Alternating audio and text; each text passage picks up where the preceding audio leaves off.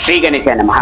చాలా మంది జీవితాలలో వారి జాతకం ఎంత అద్భుతంగా ఉన్నా కానివ్వండి, వారు చేసే బిజినెస్లో కానివ్వండి, లేకపోతే వారు చేసే ఉద్యోగంలో కానివ్వండి, వారు ఉంటున్న ఇంట్లో కానివ్వండి, సడన్గా డౌన్ఫాల్ అనేది మొదలవుతూ ఉంటుంది అన్నమాట.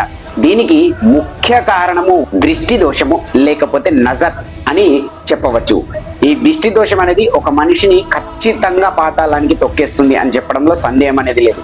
అయితే దీని యొక్క నివారణ కోసం మీ ఇంటి యొక్క సౌత్ వెస్ట్ డైరెక్షన్ అనగా నైరుతి భాగంలో నందీశ్వరుడి ఫోటోని ఫ్రేమ్ చేసి పెట్టుకోండి.